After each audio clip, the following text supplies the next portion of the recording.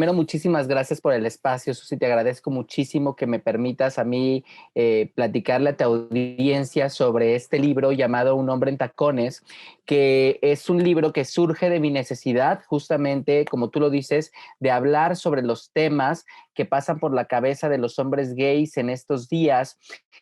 Y tú decías al principio, te corregías, decías hombres heterosexuales. No, también tiene que ver con los hombres heterosexuales, porque este libro habla sobre nuestra expresión de género. Los hombres, independientemente de si somos heterosexuales, cisgénero, trans, homosexuales, hombres, los hombres que sean, al igual que todas las personas en México, estamos atravesadas por el machismo y estamos atravesadas por la cis heteronorma, ¿no? Por esta creencia de que todos tenemos que ser cisgénero, de que todos tenemos que ser heterosexuales y de que todos nos tenemos que comportar de cierta forma. Y resulta que no, los hombres podemos comportarnos como los dé la gana, en las circunstancias que sean, vestirnos como queramos, mover las manos como queramos, caminar como queramos, y nadie tiene por qué violentarnos ni agredirnos por eso. Entonces, un hombre en tacones surge de la necesidad justamente de enviar esa información a los hombres gays, pero en particular, pero en general lo hago para que justamente personas como tú puedan entendernos un poco mejor, aliados y aliadas y aliades como tú, entiendan un poco por dónde estamos, hacia dónde vamos y cuáles son los temas que nos ocupan. Entonces, de ahí es donde surge la necesidad, ¿no? De hacer un hombre en tacones. Comienza el proceso desde hace poco más de 2 años y pues ahora es una realidad que me encanta estar compartiendo contigo mucho la pregunta, querida, porque justamente fue así, fue muy extenuante. Para un hombre en tacones entrevisté a más de 50 especialistas y preguntándome eso, los 50 no entraron, justamente porque era demasiado. Al final me vi con un monstruo de información y aparte esta información toda valiosísima. Un montón de personas me quedaron ahí, seguramente para algún otro proyecto, pero justo es eso, cuando tienes un libro de esta naturaleza que toca tantos temas, tienes que ser muy cuidadoso y tejer con mucho detalle cómo va a ir tu narrativa para que no agotes a tu lector, para que tu lector vaya contigo, ¿no? No, pues de decir, esto es mucha información, ya no quiero saber. Al contrario, lo tengas como todo el tiempo necesitado, necesitada o necesita de tener más de esta información. Entonces fue un acto de mucha paciencia, de tener mucha metodología. Entonces, creo que se logra un muy buen trabajo. Evidentemente, el trabajo de edición por parte de mi editor Ángel Olmedo es impresionante y creo que logramos un libro que justamente, además de entretener con el relato y de hacer pasar un buen momento a sus lectores, es un documento periodístico que brinda información importantísima sobre temas que se abordan en él. Un hombre en tacones definitivamente no es un libro para niños, toca temas muy adultos y los toca en ocasiones de forma muy explícita, pero sí es un libro para sus papás. Los adultos lean, entiendan, ¿no? Creo que cada experiencia es diferente. A final de cuentas, en Un hombre en tacones se cuenta mi experiencia, pero hay muchos puntos en los que las historias de los hombres gays se unen. Es justamente mucho que nos cuesta hablar de temas sobre sexualidad en nuestro país. De hecho, todo el primer bloque del libro es justamente sobre eso, ¿no? Lo difícil que es hablar sobre sexualidad en México. Y quedemos claros en algo. Cuando digo sexualidad, y también lo anoto en el libro, no hablamos de sexo. Nos cuesta mucho trabajo hablar con los niños del tema porque creemos que si les vamos a hablar de sexualidad, les vamos a hablar de relaciones sexuales a unos niños. Por supuesto que no queremos eso. ¿Qué es lo que queremos? Que los niños sepan sobre su persona, sepan sobre su cuerpo, sepan sobre su higiene, sepan sobre su integridad, sobre la integridad de su persona, ¿no? Porque entonces si a esos niños no les damos la educación de sexualidad integral que requieren, ahí vienen las infecciones de transmisión sexual, los embarazos no deseados, no los dotamos de herramientas, no les dotamos de herramientas.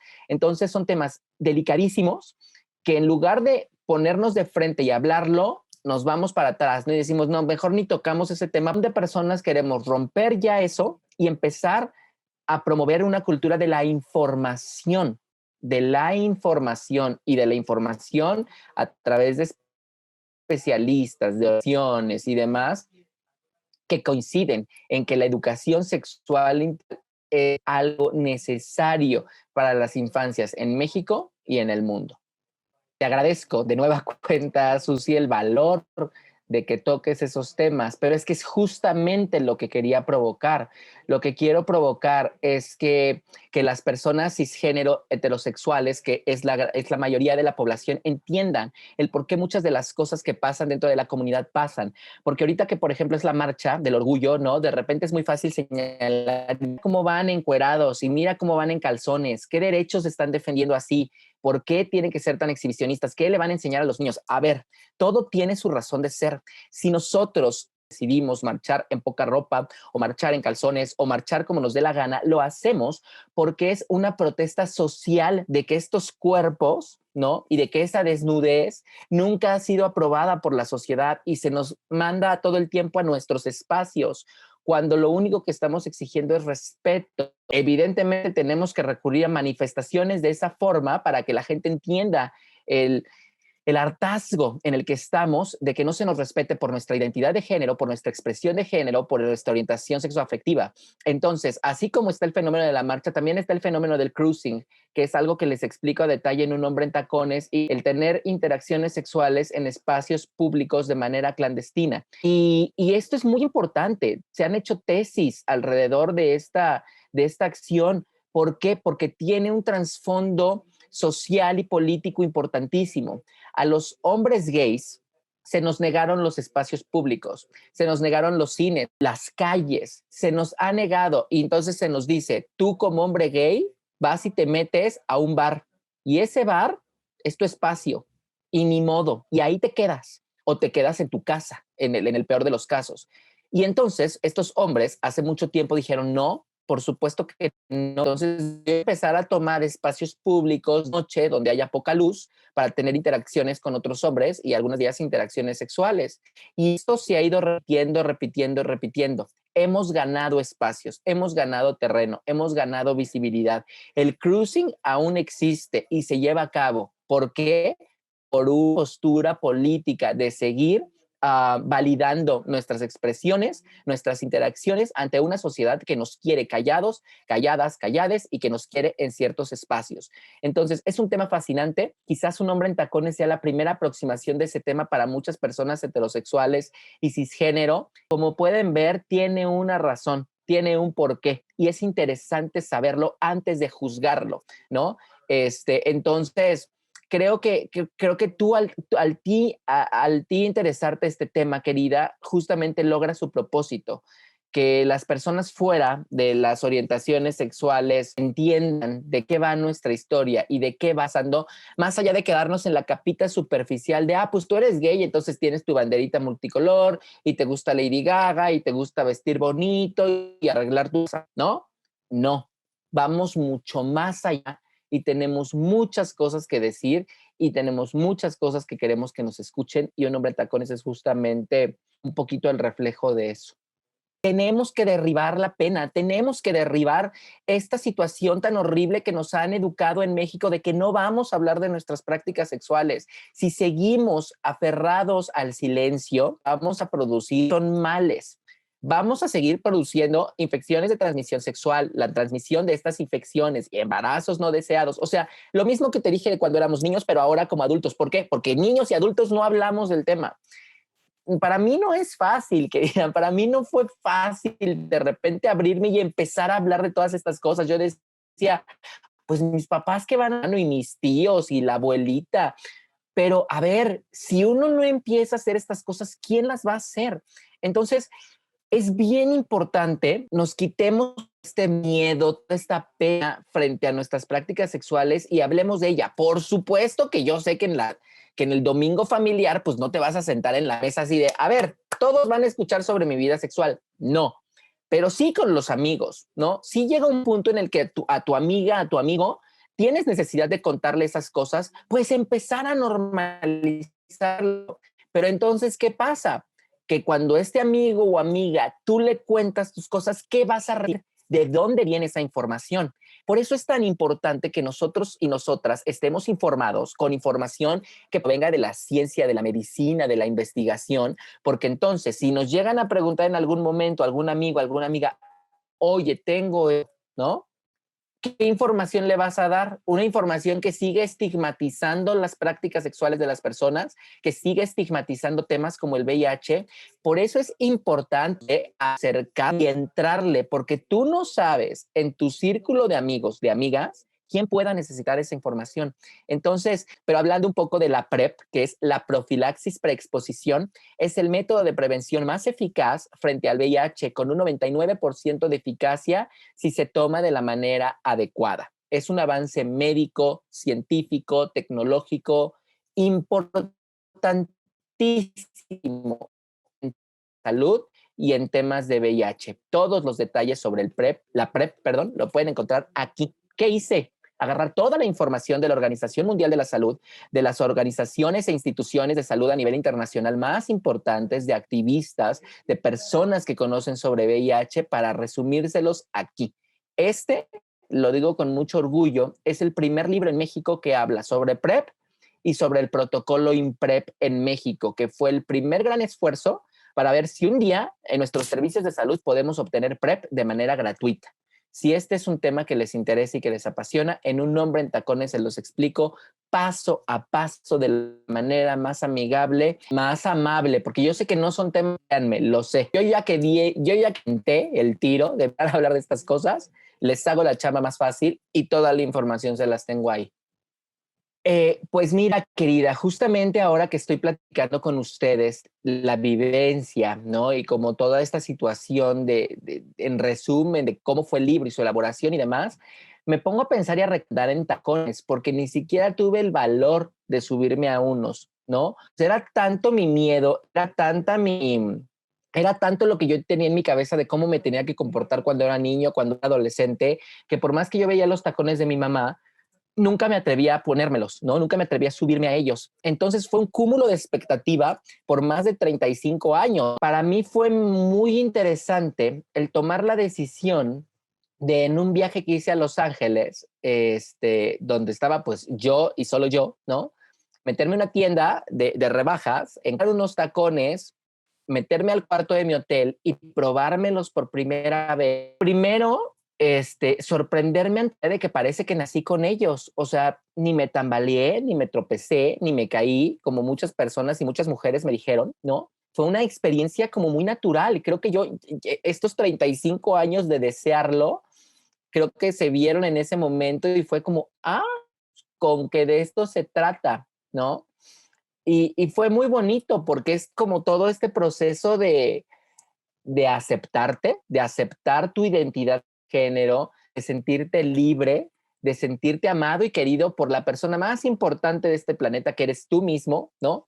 Y a partir de ahí se generan una serie de cambios en tu mente y en tu vida que te llevan a momentos como este, ¿no?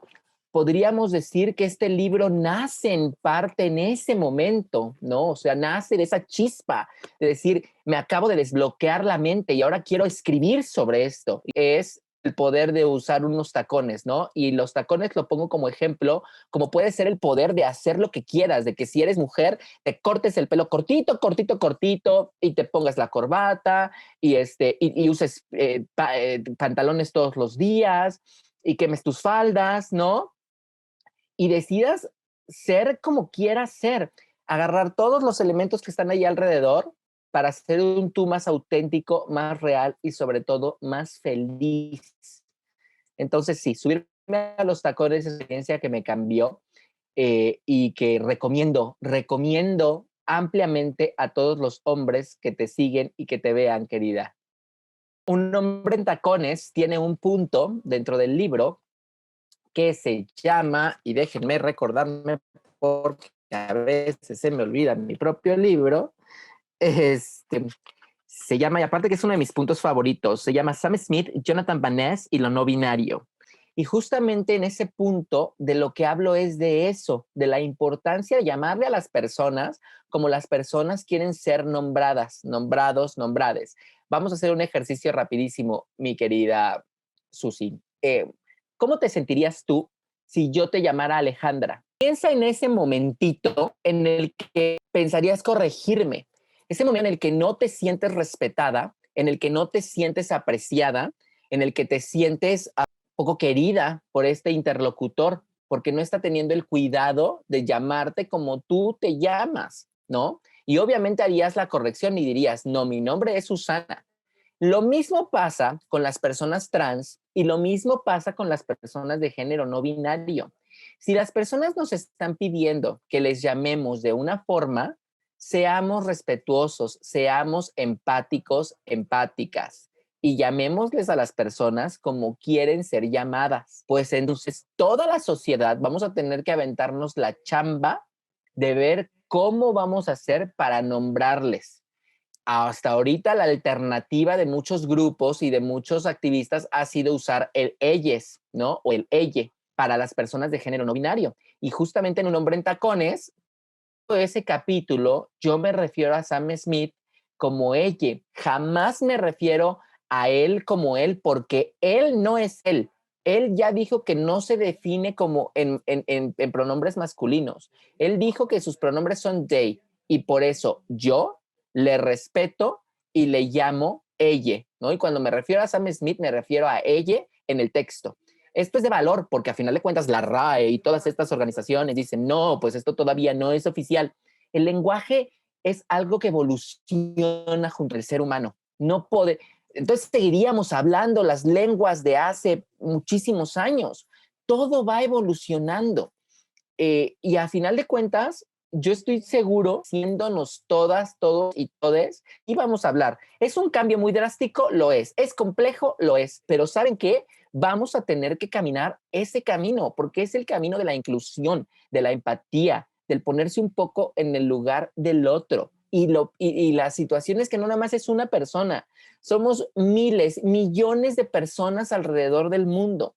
Entonces, yo les recomiendo que empiecen a hacer el ejercicio, hablar masculino todo, cáchense, cáchense y vean cómo no es que yo de repente cuando hablo contigo, Sucio, con cualquier persona y ya me refiero a o llego a algún espacio público y de repente llega y saluda, hola a todos, porque eso es lo común, que digamos, hola a todos, ¿no? Aunque ahí haya mujeres, hola a todos, hola a todas, y le agreguemos el hola a todes por si hay alguien de género no binario.